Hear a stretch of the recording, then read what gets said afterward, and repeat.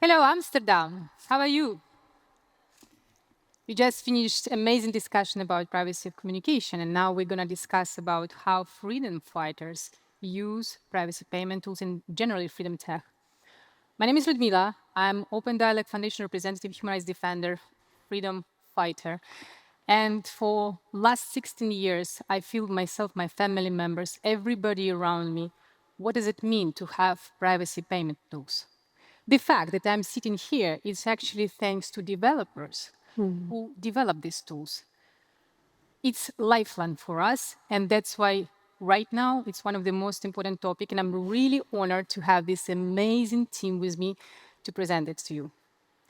Just one remark, we all live in digital world where privacy is the number one basic things to guarantee our human rights.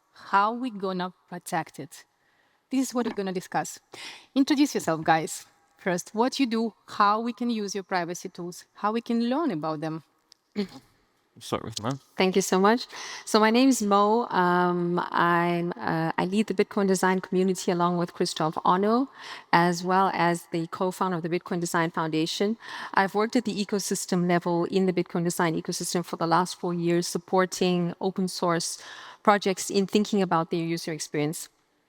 I'm super grateful to be here because I see myself not only as a UX designer and as a researcher, but I see myself as a storyteller, telling the stories of the users and their real stories and bringing that to the development community. Happy to be here. Hi, I'm Kevin. I'm a local node runner, and I'll be Yeah. node runners in the room here. Very good. And I'm here to represent the freedom open source developers of Wasabi wallet specifically, and I run a CoinJoin coordinator since the company is no longer daring to do this. In the last topic talk by Sjors and Frank, you've heard there's a lot of issues with running this as a profitable company, as individuals providing the service. I still dare to do this. I don't know for how long, but we'll find out. And I'm Grafton. I'm head of growth at Vexl, the peer-to-peer no-KYC app that's based on your web of trust. We are involved with communities and helping people reclaim their privacy and trade Bitcoin the way it was intended. Thank you, amazing. Guys, we're going to discuss with you one, I would say, the most important question. We live in a world where even Western countries right now have quite oppressive view on privacy. It's criminalized, it's something illegal. And how do you, as a developer or a representative of privacy tools for payment, how you use also privacy communication, can you create, can you invest safely, can you use payments to communication tools if they are criminalized, even here in Western countries? How it's affect other countries?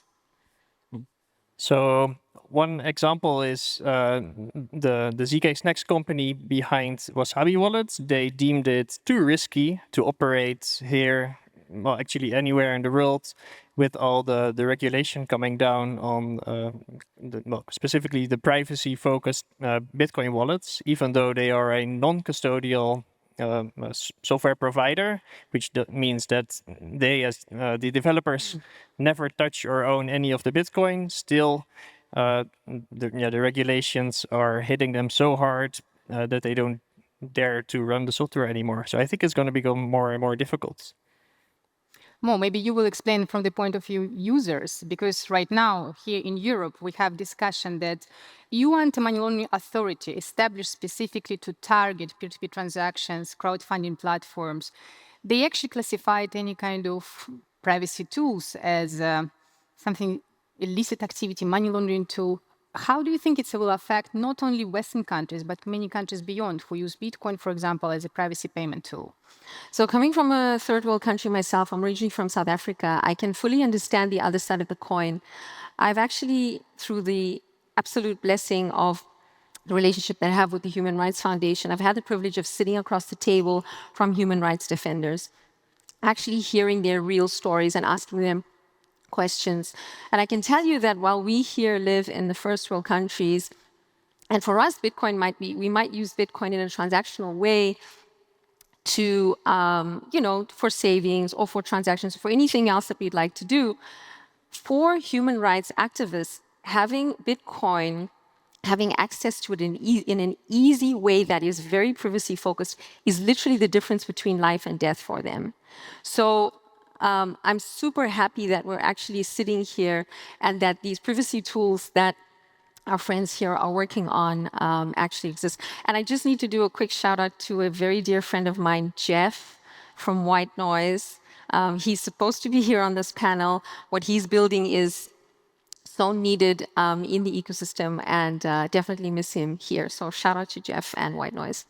Kevin, what about you? You're American and you travel a lot. Yeah, I've traveled a lot, and I've also sat across the table from people as well and human rights activists, and that's something that was amazing to me is that Vexl, we actually are funded in part by a Human Rights Foundation. And recently I had a conversation with Marcel from Bitcoin Dada in Africa, and it's just amazing to see that what we take for granted for them is a lifeline. And that's again where you asked about regulations and stuff. Is Vexl is a nonprofit. We're not a business. We don't collect data. We don't collect money. We are a tool for freedom and for individuals to reclaim their privacy. And we've created it, and we hope that people use it. But most good projects do come from a selfish perspective. Is you need to build something to solve your problem, and it starts helping other people as well. But me being an American, I don't have the ability to buy Bitcoin in Europe on a centralized exchange or use an American one because I don't have a permanent address. So we have to look for those tools and stop taking for granted and start using them, I guess. Yeah. So we now understand that we have amazing privacy tools, thanks to guys, and that is very much needed. But one of the main questions right now discussed here in Europe and beyond, you probably heard about chat control regulation, right? And there is a lot of discussion on social media. Can actually privacy tools, privacy payment tools, especially self-custody, exist without privacy of communication? I want to know your assessment. As an activist, I would have to say that the first things what authoritarian regime wanted to get from Western countries, both from Europe and United States against me, they wanted to understand my behavioral data. What does it mean? It's my travel, communication, and financial data. And they want to not only understand it from around me, but everybody around. And these tools they have right now, for example, Kazakhstan, they're pushing for silver notice of Interpol, which allows to trace all your assets. Purple notice of Interpol allow to collect all your behavioral data with no right to know as a victim that something like this applied to you. What do you think? Can we exist? Can we be comfortable if we lose privacy of communication? How you look at this situation and what you will advise to this room? No, absolutely no. Having worked for the last 4 years in the Bitcoin ecosystem, we work with primarily Bitcoin developers who work on open source projects. On the other side of the story, you have the people who are creating the communication tools, working on the communication protocols. At the moment, we have two completely different separated bit development ecosystems: the communication ecosystems and the financial transactional ecosystems. If we want to really build an integrated approach for this one person, the specific user group, there needs to be more connection between the two development processes. Because if this development process is following a specific strategy and this is following another strategy and there's no integration, we cannot say that we're going to build a seamless experience for our users. And so what I would like to see, to answer your question, is I'd like to see more integration between the Bitcoin development community and the Nostra development community. Yeah. Kevin, you're an example, actually, that it's not only activists need privacy of communication. Tell us your story. Oh, so yeah, the reason that I became triggered and interested in privacy was actually a very big leak of my privacy. So in 2017, unbeknownst to me, I had shared some private information with a company that provided me with a hardware wallet. And then a few years, like, I don't know, 1 or 2 years later, my full address, my full name, and phone number were all visible online twice, because I ordered for family and friends as well a hardware wallet at the company.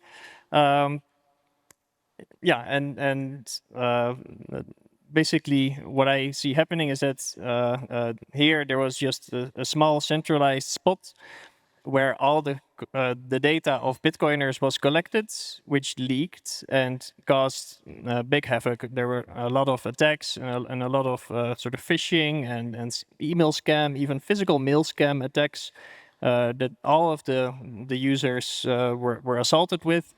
And I fear that if we have a similar centralized chat control database, that this is another honeypot ready for the taking, and then uh, it will be even worse this time, because it's not just a name and an address, but it's also all of the other data, all of the other things that you've been saying, the people you've been talking to will be leaked. It's a nightmare in the making. What if I would try to pretend that I'm just absolutely anonymous? Would they be able to identify me with all of these scanning tools?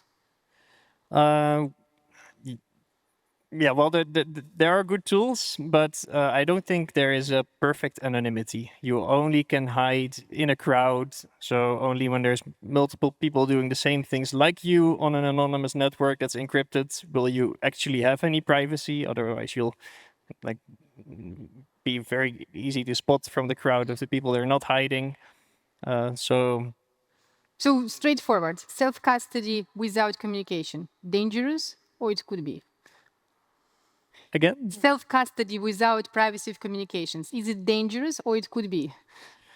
yeah, it's probably dangerous still. Yeah, no private communication and you get leaks. Grafton? I would say yes. We are that tool. That's exactly what Vexl aims to do, is to integrate those chat communication tool with that so that you can keep your privacy and trade it. I'm sure a lot of people have been in peer-to-peer chat groups or things like this where, you state things publicly and everybody can see. And that's another area where Vexl kind of starts to scale those groups. But when I look at what the challenges that we face is, again, we live in Europe where if someone says, I want to buy Bitcoin, you say, well, here's my referral link for this service, sign up and, give all of your personal information.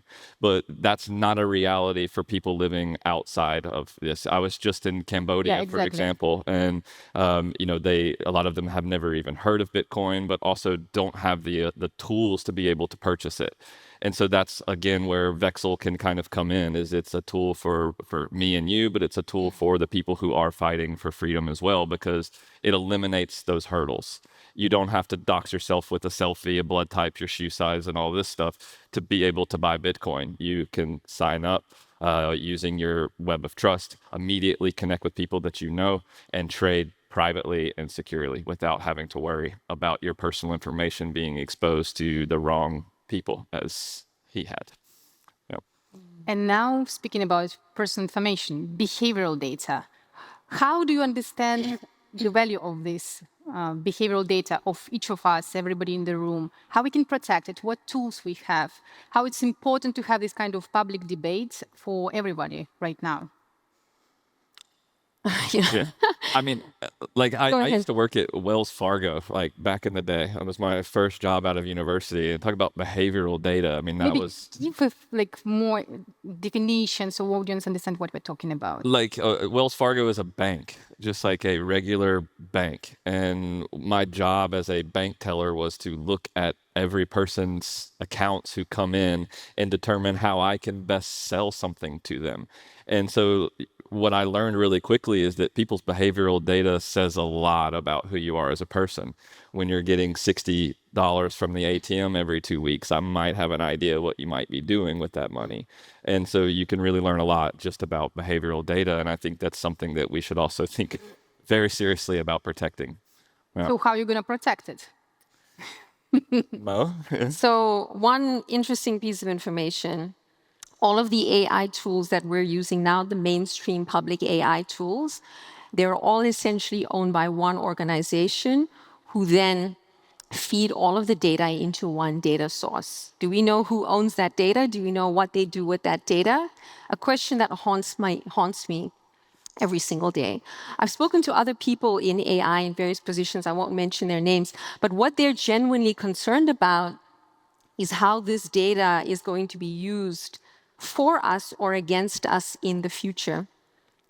There are open source AI tools being built. I believe that education is essential not just for human rights defenders, but also for us everyday people. Personally, if I'm analyzing very sensitive data, I run local AI models on my computer. They're very easy to set up. If we spend more time educating ourselves on running these local models and having conversations with these local models, I think we can go a long way. Another thing is the domino effect. So we're putting all of this data, we're putting all of our psychological information into this database that's owned by one neck that can be choked.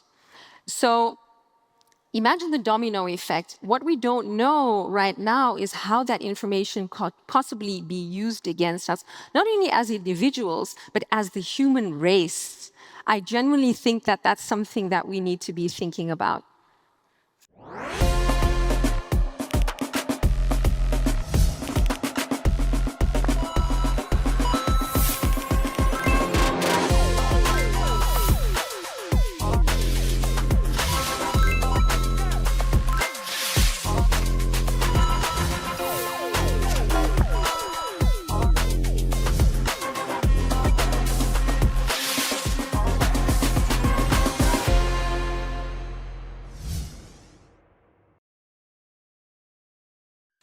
Kevin, Switzerland, UK pushing for digital ID. It's also a topic of discussion in Brussels. How do you think this is safe environment for privacy? How are you going to protect yourself against these kind of movements? What tools do we have? What step forwards as a developers we can take? What can everybody do in the room for support developers in this regard? Because privacy matters, but how? How are we going to implement it in this environment? Ooh, that's a big question. I guess, well, the tools that we would need are, I think, the white noise app where you would own your own identity instead of going for the government digital identity, so that you can choose what you share about yourself under which identity online. I think that's a very important part of internet culture, of Bitcoin culture. So we should encourage those kind of tools to be further developed, not scare them away with all these chat control rules.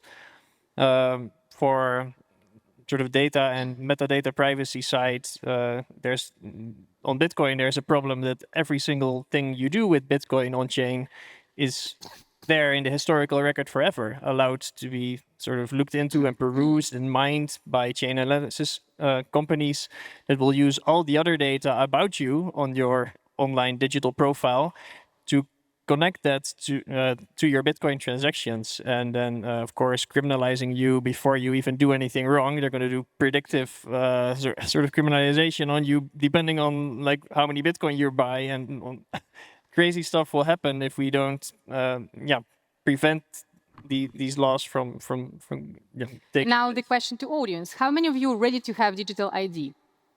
Raise your hand if you want it. Okay, how many of you are ready to stand up and not have it, like go into politician, knock the door and say, who and how is going to protect my privacy in this office? Are you ready to step in and actually do this action? Of course, just one person. So guys who said not of course, how do you think who is going to do it for you if you are not going to do it? It's a good question, no? I'm leaving it for you to think about, but I'm coming back to you. What's your call to action for the audience? What we have to do to reclaim privacy, to make it our reality, because we live in a digital world, which affects our physical lives.